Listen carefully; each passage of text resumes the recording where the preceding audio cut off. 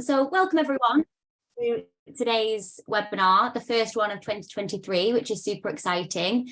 And what better way to start off than kind of talking about goal setting and really trying to start the year off as well as possible. Because I think, as we know, and I'm sure everyone can agree, this time of year can be quite challenging. There's a lot of pressure to do better in the new year and achieve our goals.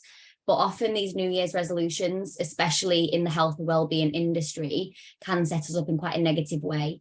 So today I'm going to talk to you about the ways in which we can create that positive start to 2023, and hopefully we can stick to our intentions for the long term. So what we're going to cover today, firstly, we're going to look at some of the typical New Year's resolutions that people often set at this time of year, and then also why those common resolutions don't last. And then finally, we're going to talk about and spend quite a lot of the webinar talking about a different approach to the new year and how we can set really purposeful goals. So this is going to be quite a practical webinar. I'd really like you to get involved as much as possible. Obviously, this is about you and your goals and making your year as good as possible. So I'd recommend grabbing a pen and paper, because some of the activities might involve writing something down. And I can see the chat now. I was having a bit of a difficulty before, but I can see the chat now. So it'd be great if you can be chatting away. I'll try and get to a couple of your comments throughout, or I might ask you to share your thoughts. So yeah. Share if you feel comfortable too. So firstly, I thought it'd be good to really talk about what types of New Year's resolutions people are setting for the new year. So again, to kick things off, I'd love to hear in the chat whether anyone's got any ideas of what those typical New Year's resolutions might look like.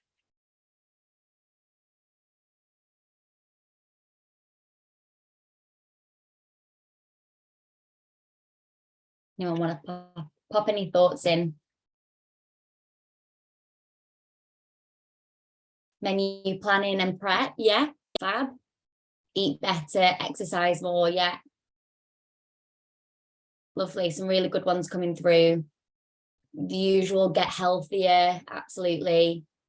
Get to the gym, lose weight, new year, new me, yeah. Lots of different types of New Year's resolutions.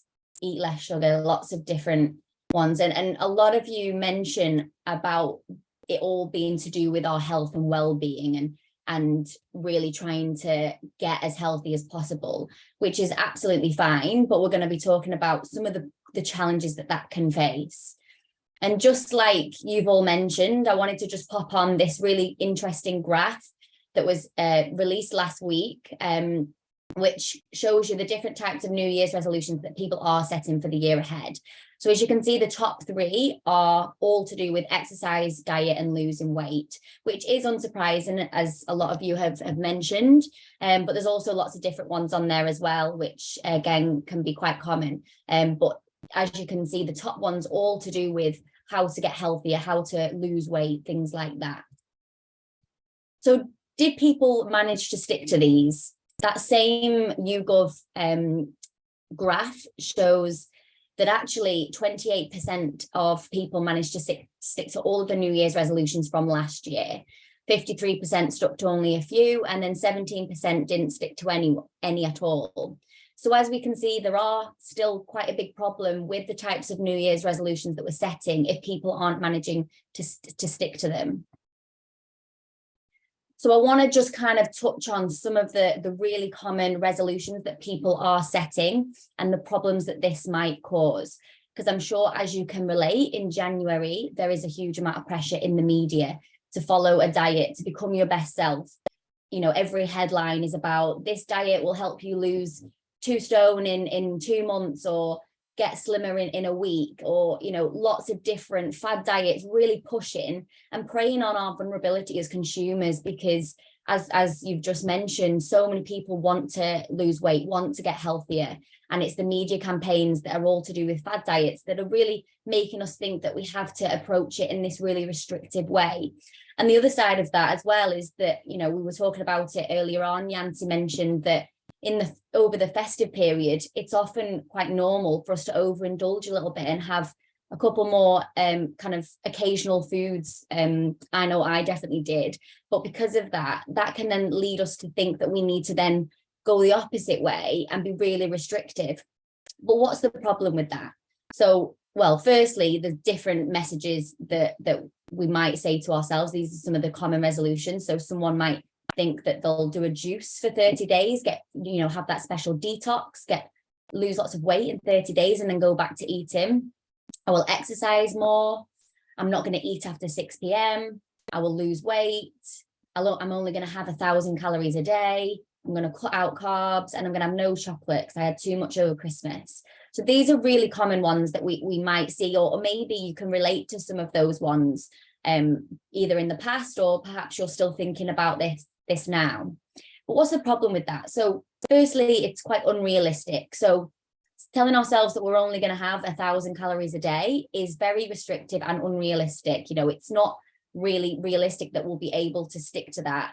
Our basal metabolic rate, which is the kind of baseline amount of calories that we need, will be much higher than that anyway. So the likelihood is that's not going to be sustainable, and we might end up going back and overeating as a result. They're also vague. So saying I will lose weight is extremely vague. Okay, I want to lose weight. That's an absolute fine goal to have, but what will you do to actually achieve that?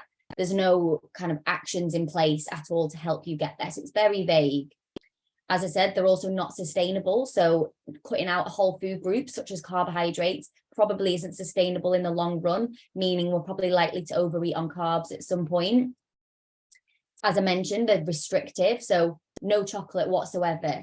That's really restrictive. It's really kind of putting one food group into a category that's not allowed and it's banned, and there's a lot of problems with that I'll touch on in a moment. And then also it's setting ourselves really strict rules, which has its problems in itself. So having no chocolate, okay, one time if you do have a piece of chocolate, that means that you've gone against that rule, and it can also lead to really kind of negative feelings towards yourself, a lot of self-loathing and kind of guilt for giving into that rule. So yeah, it's really not a helpful place to be. And Sarah's put it perfectly on the group chat there, that this is all to do with that all or nothing mindset, where we're either all or nothing, we're black or white, and it's really not a helpful place to be. Because what can happen, and maybe you've experienced this yourself, or maybe you've been in this kind of cycle in the past. We have that really indulgent festive period, and again, there's nothing wrong with that. That happens from time to time. But when we restrict and really reduce our calories, or we try and cut out all of those foods that we have, this creates a vicious cycle, and it's something that we call often the diet cycle. So I want to just kind of talk through the problems with this and some of the reasons why we fall into this diet cycle. So firstly, we start that diet in the new year. Again, we've indulged in the festive period. We think, right, it's January maybe the 2nd, actually. January the 2nd, we're going to start in a positive foot, and we're going to start that new diet that the media has been telling me that I need to do. And I want to lose weight. That's my main goal. So we cut out the food groups and we maybe restrict our calories, or we tell ourselves we're not allowed to eat certain foods. We feel really deprived. But more often than not, we will then at some point give in to temptation, which can lead to really awful feelings of failure, having no willpower. And again, some of you might be familiar with that. But there's lots of different reasons why we will give in to temptation at that point if we've restricted previously. The first one is our strong biological urges to stay alive. So our body doesn't like to be deprived. So it will do everything in its power to get the energy that it's being deprived of. So I'd like you to consider the scenario where you try and hold your breath for as long as possible, a really extended period of time. The first thing you do when you can't hold it any longer is you take really deep breaths, right? Your brain does that automatically without thinking. It's not as if you have to tell your body and your mouth to take those deep breaths. Well, our brain works in the exact same way with food. We think of it like a pendulum effect. The more we restrict, the easier it is then to overeat. And this includes increasing our hunger hormones, which will signal us to eat more.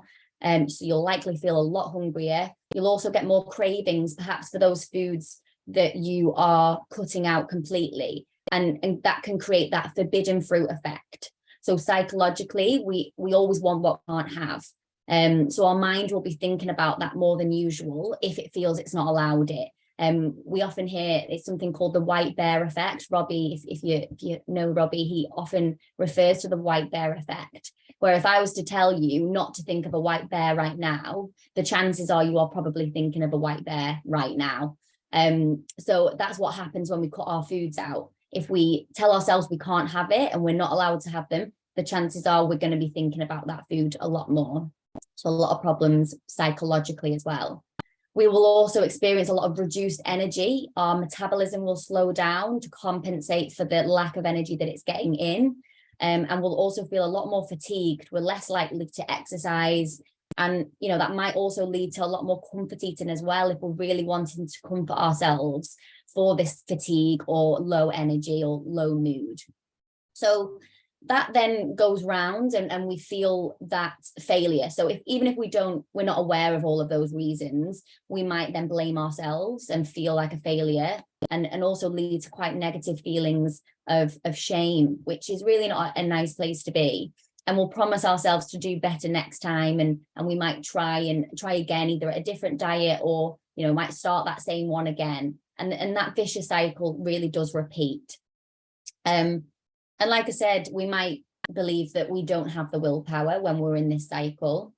We might also believe that we don't have motivation. That's to blame. That's the reason why I couldn't stick to that last New Year's resolution that I set myself.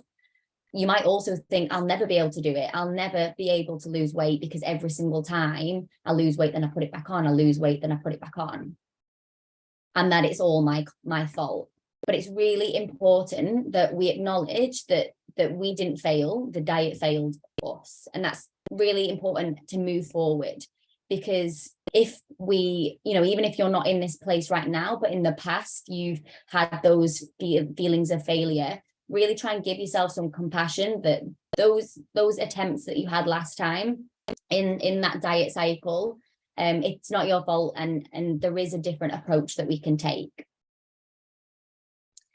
So this is where we can come on to some more positive ways in which we can set ourselves up well for the new year. And I'm going to talk through some different ways in which we can do that. The first one is addressing that all or nothing mentality that I spoke about. And also the main one for me is tapping into our values, making sure that we are really aligned with what's important to us. And then finally, some really practical goal setting activities that we can do as well. So firstly, we're going to ditch that all or nothing mentality. Let's rewind to that festive period. I don't know if anyone on this call or this webinar watched Yancey's fantastic webinar about how to avoid the all or nothing mentality over Christmas period. And I'm going to be doing the exact same, but telling you how to avoid that all or nothing mentality in January. So firstly, even if you fell into that all cycle through the festive period, we really don't need to go into that nothing cycle now that we're in January and we're feeling motivated to get healthier. We really don't need to go from one extreme to the other, and it's important that we find our middle ground. And these are just some of the main phrases that we might be saying to ourselves, or we might catch ourselves in, and we'll look at ways in which we can break that. So someone might think, I was so bad over the festive period, I must go on a diet. I ate so many bad foods. I have to eat all the leftovers, so there's not any left. I had so many chocolates over Christmas, I'm not going to eat any for a month. Oh. So you might be kind of familiar with these thoughts. And if you are, I'd love to hear from you in the chat, that, you know, whether if you have noticed that you've had these thoughts, because, you know, it is a really normal mindset to have. So it's important, again, that we're not judging ourselves for being in this mindset. It's just good to acknowledge it and also notice it so we can change. But if anyone is familiar with that, do let us know. But I want to offer a different perspective and something that we can do to get out of that black and white thinking. And it's one of my favorite concepts, and that's rainbow thinking. Because it's recognizing that there's so many middle road choices that are perfectly imperfect. You know, none of our choices that we can make will make us feel like we've failed. And it's coming to terms with the fact that we will always be a work in progress. We might slip up from time to time. We might overindulge like we did in the Christmas period, but that's okay. And it also helps us see all foods as equal, because they're all just different colours. They're not black or white. They're not good or bad. They're all just different colours, and they all have a place. They can all have a place in our diet if we just kind of accept that and you know, take it from a really kind of positive mindset. I also thought I'd share a couple of examples of how we might reframe those negative thoughts. You know, that is a big part of breaking the all or nothing mindset, is actually challenging the thoughts that we have. So even if you do feel that you're in some all or nothing thoughts right now, acknowledge that and then really try and challenge it. You can write it down, or you can try and say it to yourself out loud, but challenging that thought is a really important part of breaking that cycle of all or nothing mentality. So I had so many chocolates over Christmas, I'm not going to eat any for a month. If anyone has any thoughts on how you might challenge that to be more accurate, to be more positive and helpful, I'd love to hear it in the chat if anyone wants to give it a go. There's no right or wrong here, by the way. It is just a way that we can make it more balanced and more neutral rather than quite restrictive.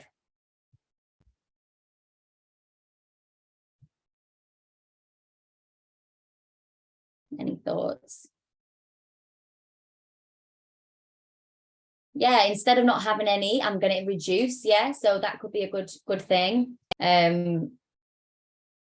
Yeah, so you can still include it in your meal plan. That's it. Reduce and enjoy. I love that. You know, we don't need to completely cut them out. We can still enjoy them, and that's really how I wanted to challenge that. You know, I might have eaten a lot over Christmas. That's fine. I can still enjoy it as part of a balanced diet, but you know, we don't need to eliminate it altogether. We can still, you know, have that balanced approach, which is going to make us feel a lot more kind of sustainable in the long run.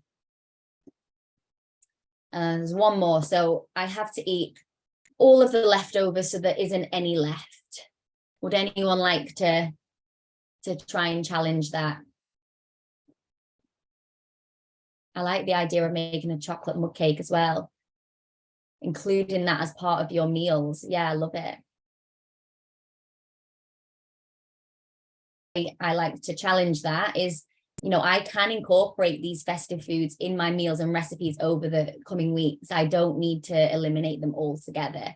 I wanted to give my example actually that I had this morning. So I made some festive flapjack not long ago, and I still had quite a bit left, but instead of just throwing them away or eating them as they were, I actually sprinkled it on my granola, sorry, not my granola, as granola on my yogurt bowl this morning. So a nice way to, you know, still keep it as part of a balanced meal, and there's nothing wrong with that. It's a nice way to enjoy it, but still have that balance as well. Brill. So before we get on to goal setting, I just wanted to touch on the really important topic of values, because we know that goal setting is important when we're making changes to our lifestyle. And you know, it is a really important part of making changes, but we have to know for what purpose. We have to know why it is that we're wanting to achieve that goal, because these are the internal or intrinsic motivations that we have for how we want to live our life. And it's the things that really matter to us at our core. And if we're not setting goals that align with those values, then it's very unlikely that we're going to be sticking to them.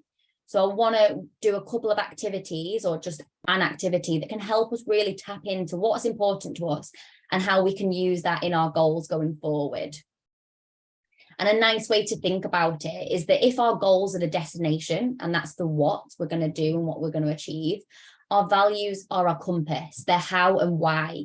So they'll guide us in the future for our decisions and how we want to live our life. So they are really taking us down that path to achieve our goals. And I thought that was a really nice way to think about the importance of values. So I want you to have a little look, and hopefully you can see that. I know it's quite small, but have a little look at some of the different values.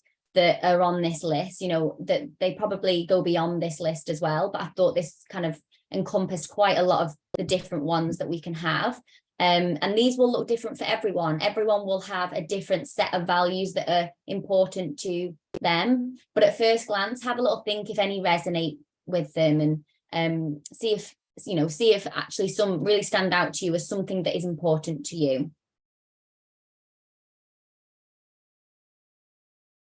I'm going to put this on a slide in a moment when we do the activity, so you will get to see it again. But I want to touch on the activity that we're going to do now. So if you have your pen and paper ready, this is a good time to get it out. And I want you to really think of a time when you felt truly happy and content. So, you know, think back maybe over the last year, or, you know, recently, a time when you know, in that moment, you felt like you had you were really at peace and you felt content, you felt happy, you had the people around you that you love, you know, you were in a place that you really, really enjoyed being in, and the environment was really comforting for you. So have a think about that and write it down. And what was it about that time that made you feel this way? So why did you feel happy and content when you were in this position and in this situation? And it might be hard to think about it now, so I've actually created an example for myself. So hopefully this will help you when you're thinking about it as well. And I'll bring the list of values on the following page as well, so you can have a look through. But I wanted to share my example.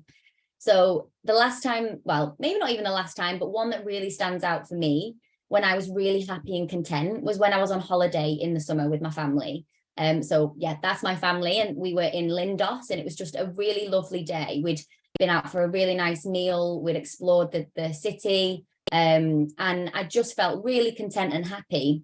And when I was thinking about this, the things that made me feel this way was the fact that I cherished my time with my family. You know, my family is a value to me. I also had that sense of adventure. I was exploring a new city. I was really enjoying kind of having a look around and seeing what, you know, that culture looked like. And also I spent a lot of the time keeping active as well, but it also gave me that sense of freedom because I was exercising in a different place. I was going on runs with different sceneries, and I just felt really free being able to move, you know, in a new place that, you know, wasn't just, you know, in my hometown. So they were my key values when I was thinking about this: family, adventure, active, and freedom. And, you know, it was quite nice thinking about that because, you know, they're the things that are really important to me.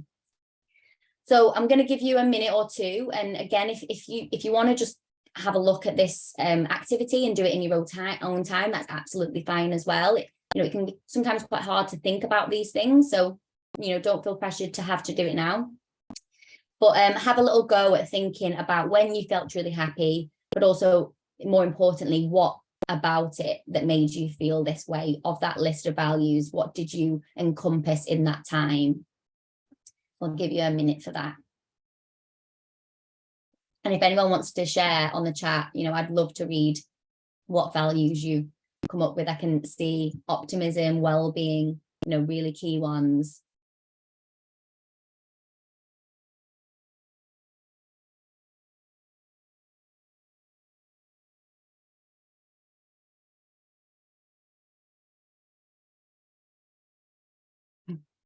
Same as me. Lovely. Yeah, that feeling of freedom, it's nice. Yeah. Relaxation, freedom, reduced anxiety, giving back. Yeah, I love that one. Again, those are things that we might not even think about day to day, but when we truly think about it, it can really kind of open up our minds to the things that are important to us. Connection, adventure, fun, family. I love that. Natasha, peace, being present. Yeah, so many wonderful values. Yeah, slowing down, family, love, lots of great ones to think about. And again, if you need a little bit longer on this activity, feel free to, you know, take a screenshot, take a photo, and you can do that in your own time. I'm sure if you Googled a list of values, you know, it will come up for you and you'll be able to have a proper think about that. But thank you for sharing, everyone. That's lovely to read through as well. I hope it was a nice activity to do as well. So based on what you wrote or what you've been thinking about when we went through that, try and ask yourself whether these values are present in your life right now. Also think back to the previous goals that you've set, especially around weight loss or improving your health. You know, did you approach this goal with those values in mind? So I'll give you an example of where that might not be present. So if someone was to set a goal for weight loss for a wedding, let's say, but you value friendship, fun, and freedom, what if on that approach to weight loss, you avoided meals out with your friends because it didn't fit the diet that you were on, or you felt restricted in your meal plan where there was little room for freedom and allowing to express and be creative with your meals? That will likely mean that that goal is not going to be achieved because you won't be living your life in a way that aligns with those values. So that approach that they were taking will not be a positive experience for them. That'll probably feel really quite a negative experience. And the likelihood is that they'll revert back to old ways or not manage to achieve that goal. So when we come on to the goal setting in a minute and talk about how we can really set purposeful goals, I want you to really keep those values in mind that you've just come up with. So setting goals, and I've included purposefully, because it's really important that we have purpose when we're setting our goals for the new year or for the next few months.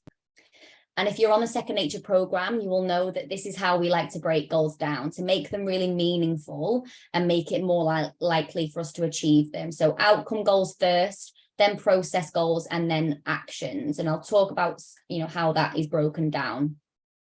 Because when we think about goals, we tend to focus on the outcome. So, for example, again, we've spoken about it in the beginning. I want to lose weight, or I want to fit in a different clothing size, or I want to be able to run 5K or do a marathon. That's the outcome of what we want to achieve. Weight loss is the outcome, but actually, like I said earlier, we don't know how we get there. So it tells us nothing about that journey that we need to take to actually achieve that. So instead, we'd like you to focus on the process of your goal. Having the outcome is important still. We need to know where we're going to go, but we also need to know how we're going to get there. So what behaviours or activities do you need to do in order to achieve that outcome? And I'd say that this is the biggest mistake that people make when on a journey like this, is that they don't focus on actually what actions do we have to take day to day to get to where we want to be. And I thought this was a really great graphic to explain in more detail how that is actually a problem. So if we have an intention, so if we have that goal, but we haven't thought about how to get there, there's no way we're going to get there. We're stuck. But also, if all we do is think about the actions, but we don't have that higher intention for us to be there, i.e. we don't understand what our values are, and then maybe we might find ourselves going round in circles. This is why the why is really valuable. Why is it that I want to achieve that? So instead, having both is a really nice middle ground for how we want to be and how we want to live our life. So what behaviours or activities do you need to achieve your outcome? So I'm going to give you a couple of examples, and then I'm going to give you time to think about your own. The first example I'm going to give is an extrinsic goal. So I know that weight loss is still a motivating goal to have. It's an extrinsic goal, and that's still absolutely fine to have. But I'm also going to give an intrinsic example as well, because I personally believe that it's really important to have both. If you're going to achieve weight loss, also think about the intrinsic reasons why that's going to be important for you. So the outcome goal might be, I want to lose X amount of weight to fit in my favorite dress. That might be something that you are thinking about. The process goal is more specific to the areas or challenges that you would have to help you achieve that outcome. So the process might be, I want to choose the right portions and manage my cravings well, because they're the two things that actually are quite challenging for me. And they're the areas that I really want to focus on in the process of achieving that outcome. And then finally, this is then broken down into the specific actions that we can take day to day. We've got a clear path of how we are going to achieve that. So the action in this example might be to eat 3 meals a day using the balanced plate model, and also use the portion size guide for my evening meals. So eating 3 meals a day in a balanced way will likely help manage cravings, and also using the portion size guide will help to choose the right portions for that person. And then all of those actions continued will help achieve that outcome. And those actions can be revisited and built upon. That's a really important part, actually, is starting small and then building that up slowly. We don't need to be doing absolutely everything at once. We can revisit and set new actions day to day.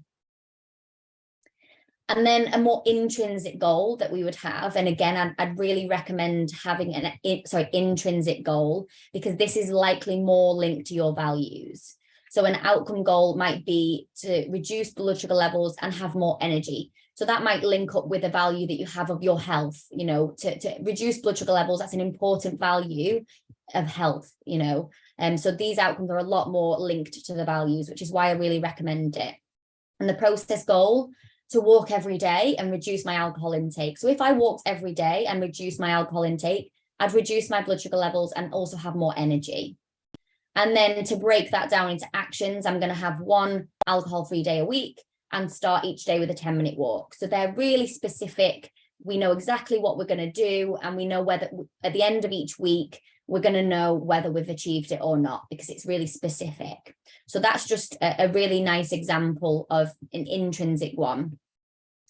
And I'm going to give you a couple of minutes to give this a go. You might be already thinking about some of the goals that you'd like to set or how you'd like to break it down.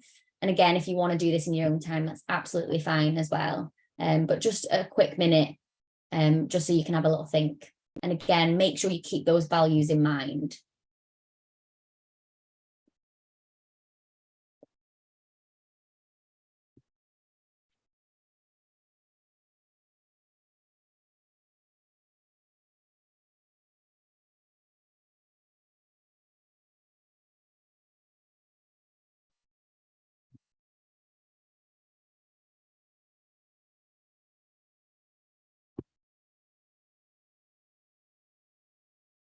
Okay, hopefully that's given you a bit of time to think about it. But again, go away in your own time and think about this more if you need to.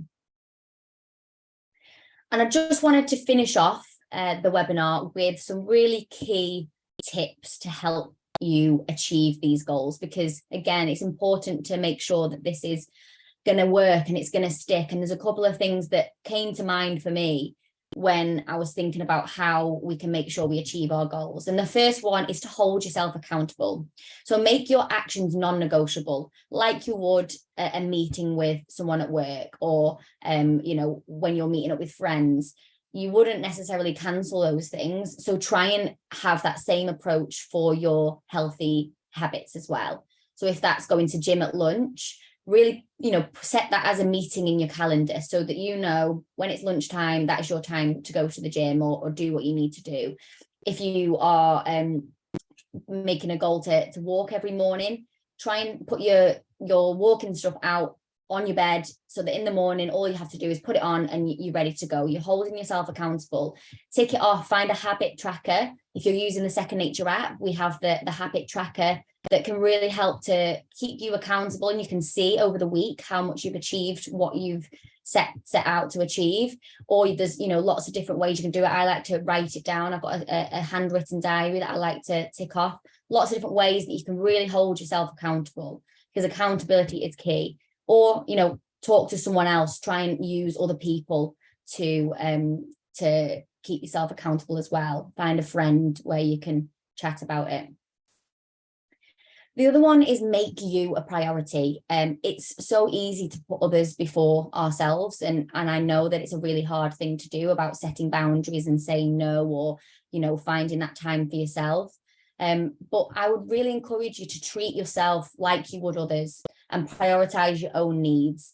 So, you know, often when we do this, it actually better allows us to show up for others, and we can really take that compassionate approach to ourselves and, you know, remind ourselves that, you know, we are just as much a priority as all of our family members or people around us. You know, really try and make you a priority.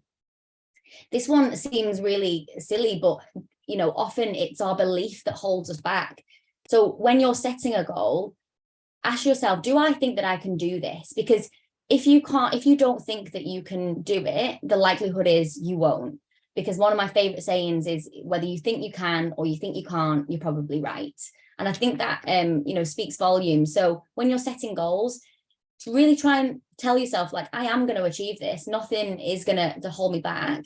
But also, if you're setting a goal and you're thinking, oh, I don't know if this is achievable, maybe you need to break it down even further. There's absolutely nothing wrong with saying that probably feels too much for me, actually. I'm going to only, let's say it's going to the gym 3 times a week. Okay, that probably feels not very manageable. I'm going to just say once this week. That feels believable. And I believe that I can do that. Also, try and see failure as that opportunity to learn, not give up. So even when you are working on your goals, there is bound to be slip-ups, there's bound to be failures. Every week is different. There's other priorities that we have in our life from time to time, and that's fine. But try not to see these slip-ups as failure where you have to stop. Try and use it as an opportunity to learn. You know, we don't learn by being perfect. We learn by those mistakes that we make. We learn through those kind of difficult challenges, and that's what we need to use to help guide our future decisions. My favorite analogy that I'm going to share is about a toddler. You know, imagine that a toddler is learning to walk. They will stumble, they will fall, they will hit the ground, they will they will fail multiple times before they actually take proper steps. And everyone around them will delight in every step that they take. We will, cheer them on even when they fall down.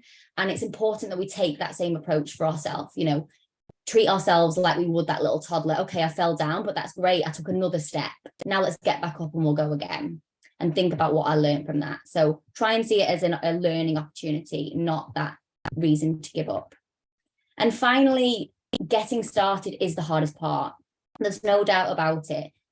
So don't make it even harder for yourself by setting yourself really ambitious goals. Don't try and change everything by the end of January. Really try and scale it back to those really small, tiny habits. Even if it's just setting a goal of getting outside, setting your foot outside.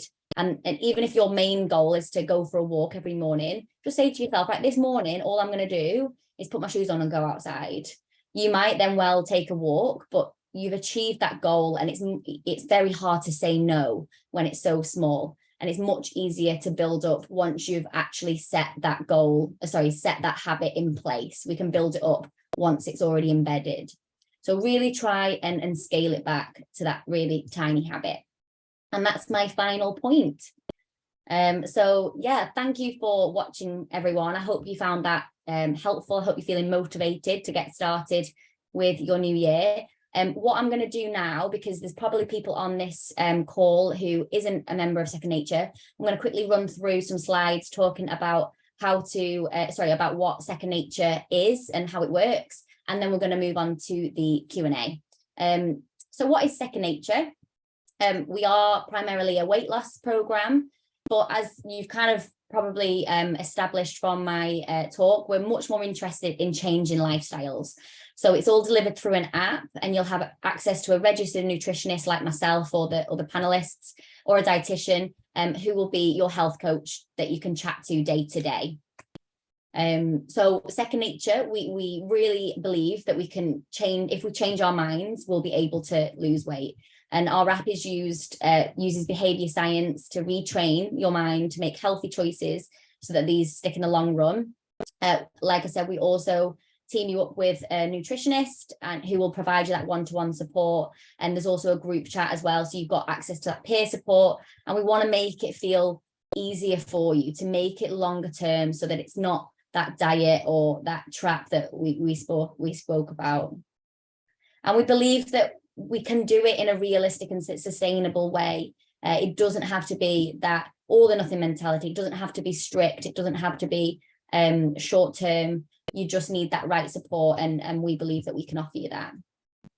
So yeah, we're the alternative, and there is another way to achieving your long-term goals. We're also partnered with the NHS. We have a lot of partnerships. We are the first digital behaviour change programme to be with the NHS, which is something that we're really proud of. And we've recently just partnered up with Vitality. We're one of their health providers now, which again is a super exciting opportunity. So thank you very much, guys. We'll move on to the Q&A now, which all the panelists will get involved in. I'm just going to stop sharing my screen if I can. There we go. Amazing. Thank you so much, Grace. And yeah, really valuable, lots of food for thought. We've got some questions coming in. So Rhonda has mentioned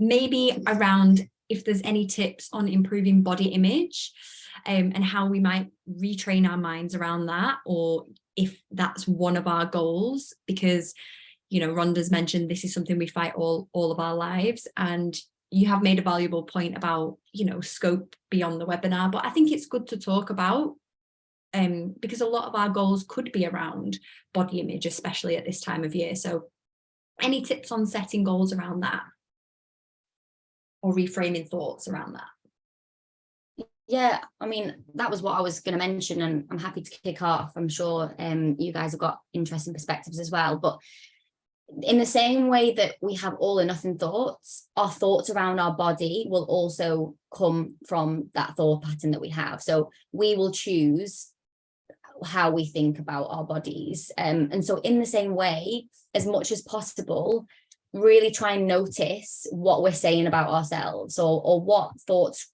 crop up about your body.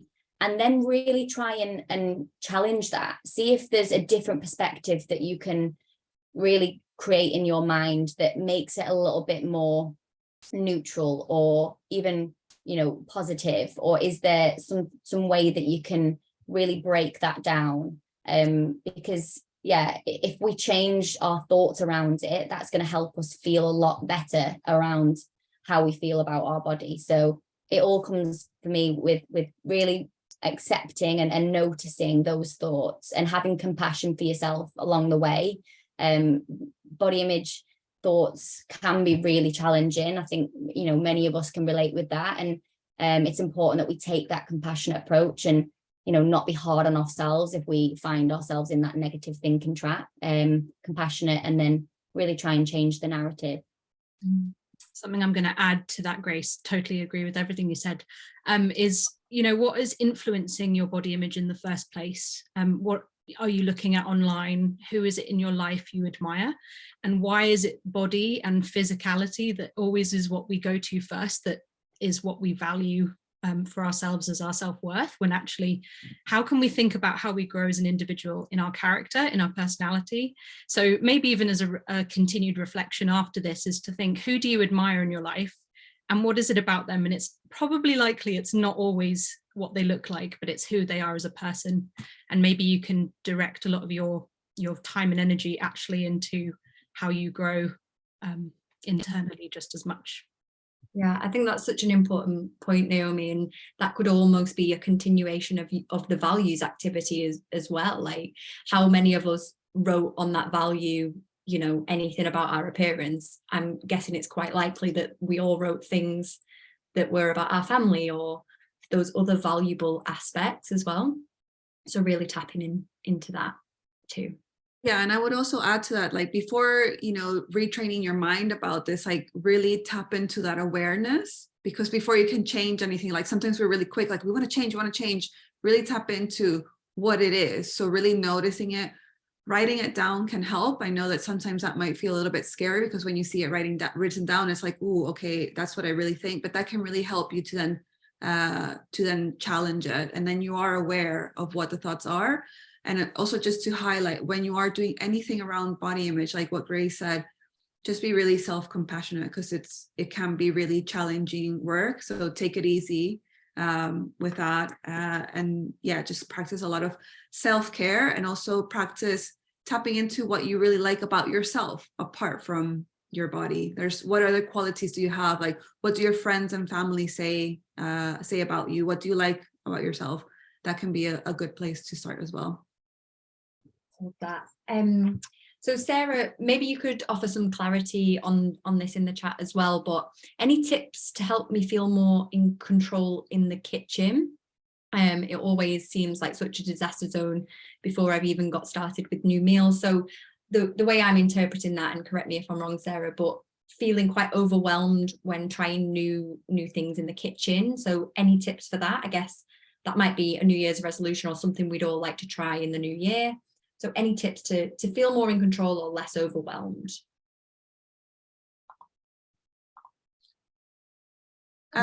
Yeah, so I mean, I think the way that I approach new recipes is to really take my time to read them and sort of like separate the ingredients. So think about like, what is it that you need to chop first, and then put all of the spices on the side, so that you don't have like everything like you're going in the same kind of like order as a recipe. So try to put like what's coming from the fridge, like the veggies on one side, and if you're eating meat, put it on one side, and then the spices on another side. So you take kind of like a little like a structure, and you have like mini kind of sections there. That can be like a little master chef thing going on. That can be like a great way to do it. And like try, if you are batch cooking, like try not to make 2 recipes at once. I'm not sure if that's what you meant, Sarah, but focus on making one recipe first, and having those sections can be really helpful, I think, in the first instance. Yeah, Sarah's just offered some clarification. So it's more about like organization in the kitchen. And I think those tips are super helpful, Yancy. Did anyone else have any thoughts on that? I think for me as well, just leading on from what you've said, Yancy, it's thinking about that all or nothing. It can be quite tempting to want to try and do everything all at once. So something that I find really helpful is just trying one new thing. Maybe that's a week, a fortnight, a month, rather than feeling like we have to try all new recipes or do all of this new sort of things. That can be really exciting to begin with, and then slowly but steadily it becomes more unsustainable. So trying new things, trying more complex recipes, slowly and steadily, maybe once or twice a month. I was going to just add to that too. Sorry, Grace, to cut you off. Yeah, not trying to try everything new straight away. It's okay to adjust. And we talk a lot in our program about a balanced plate. So it's adjusting your own meals and what you're used to making. And maybe you could also try making the experience a fun occasion with the family. So maybe put on some music, you put on an apron, you sort of get in the zone with it in that way, and actually make it an intentional activity. So that when you're trying that new recipe, the experience is actually maybe tapping into that value of family or fun, music, whatever you might be wanting to try as well. Yeah. And just finally on that, if it's about kind of the amount of different things you need, try and find recipes where it's like one pot, or like where it doesn't involve too many utensils or different types of things that you need, because I can feel that as well sometimes when there's so many different pans and things that you have on the go. It can be quite overwhelming. So start with one pot recipes, or different tray recipes where you just put it in the oven. They can be quite handy to start with. Or really good example, comment about slow cooker as well. A slow cooker is always really easy and helpful. You just bang it in and it cooks all day. That's a nice way to approach it as well. Fab. So another great question is, how do I navigate comments from family members, friends, colleagues who subscribe to this idea of diet culture and talk about fad diets? This person is trying to improve their relationship with food and overall health, but it feels really to be smaller no matter the methods. And I think that's such a valuable question. Yeah, I think this came up for me quite a lot over the festive period. I don't know if it did for you guys, but people struggling with comments from family around weight, either in a positive or negative way. And I think it's about trying to stay strong and just being really honest and just be like, I don't actually want to engage in this conversation, is if that's okay. Can we talk about something else? Or or you could say like, I'm I'm trying a different approach where I don't really focus on weight, it's actually really great. You know, maybe you can try and even encourage them to do the same if you feel you've got that relationship with them. But you know, there's absolutely nothing wrong with staying true to you and just mentioning that you don't want to engage in that type of conversation, and you're doing things in a different way. Yeah, I think that's such an important point as well. And I think there's nothing wrong with saying, hey, that might work for you, but I'm trying something completely different. I'd appreciate your support, and I'm happy to support you in whatever you feel that you're doing as well. And I think with the when you mentioned about society, I completely hear you that it can feel really exhausting, and something that I think can be really helpful is reminding ourselves to turn those frustrations and feelings outward towards society and not inwards towards ourselves, and remind ourselves that it's those external things that are putting pressure on us, and we don't have to internalize them. We don't have to say, you know, it's me that's the problem. Actually, we can put those outwards and feel that frustration outwards. So I hope that helps. Does anyone else have any thoughts on that? No. Fab. Michelle has mentioned, does anyone have any top tips on emotional eating or using food as a reward, feeling deprived if we don't have a snack, or eating when stressed? Any top tips on that? Yeah, I think like in general, you know, like it is okay to eat sometimes when we're stressed, or sometimes to treat ourselves with food. So it's like, you know, let's try and move away a little bit from that all or nothing thinking. Like that can be a coping mechanism, but it's thinking about what other tools can we add to our toolbox to help us deal with stress and things like that. And when dealing with those kind of things, I think it's also important to make sure that you're including those types of foods as part of your intake, not just when you're stressed. So that think about like, what's the intention behind having the food, and make sure that you're having it because of enjoyment. And that will allow you to enjoy that food in those different moments apart from when you're stressed. And when we're stressed, can be really hard to make a decision. So we're like, I'm just going to go to what I usually have, like whatever it might be. So think about coping, thinking about that coping mechanism before you're feeling stress, so that you're ready for it. So that might be, for example, taking a break, going outside for 5 minutes, taking a few deep breaths, or talking to a friend. So you have that in advance as feeling stressed, because in the moment, it's going to be really difficult to think of a new tool when you're feeling stressed. So having that ready in advance really helps.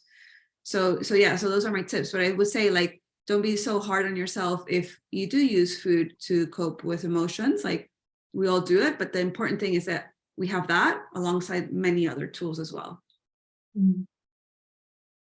Yeah, one of those tools we often share with our members is the HALT strategy, HALT. It's a very good acronym, and the word itself makes you stop. And then you think, am I hungry? Am I angry? Am I lonely? Or am I tired? And all of those different responses or emotions will need different things to help in the response. And the first one being hunger. You know, don't feel deprived if you are hungry and you need a snack, and a healthy choice would be something that's protein paired to keep you fuller for longer. And then just take it as an opportunity to assess, have I actually eaten well today, in terms of, are my meals filling enough? Have I drunk enough water?